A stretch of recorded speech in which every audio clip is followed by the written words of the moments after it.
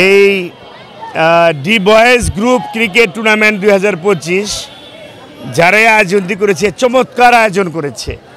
কারণ এই খেলাধুলায় তো আমরা জানি যে খেলাধুলায় কিন্তু মন মানসিকতা এবং শারীরিক সুস্থতা, নৈতিক সুস্থতা, নৈতিকের যে একটা ব্যাপার আছে, এগুলো সব গঠন করে হলো খেলাধুলায়।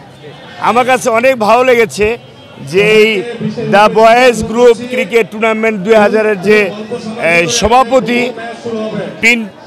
পিন্টু খান এবং সাধারণ সম্পাদক জোস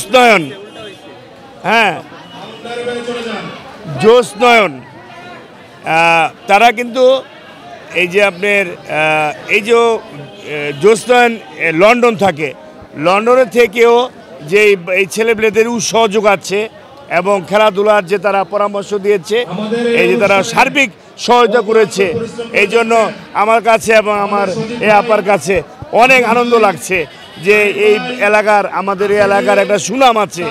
এটা এলাকার ছেলেপেলেরা অনেক শান্ত, অনেক ভালো, তারা খেলাধুলার উপরে বিশ্বাসী এবং খেলাধুলা পছন্দ করে। তাই এই সুযোদয় ক্রীড়া সংসদে এই খেলাটি আয়োজন করেছে। আমি আশা করি এই খেলার মাধ্যমে তারা এই আমাদের এলাকাবাসীকে অনেক কিছুই তারা উপহার দিতে পারবে তারা এই খেলার মাধ্যমে। আসলে খেলাধুলা করলে তো মাদক বা সন্ত্রাস এই ধরনের কার্যক্রম থেকেও বিরত থাকে নাকি?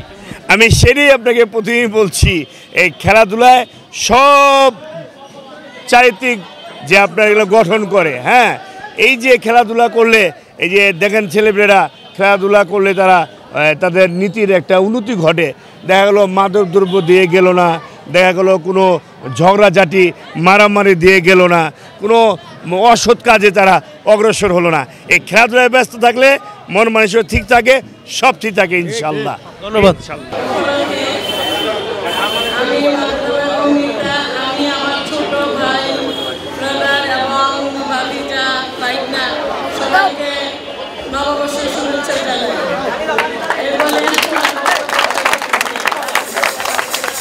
আর কিছু বলেন?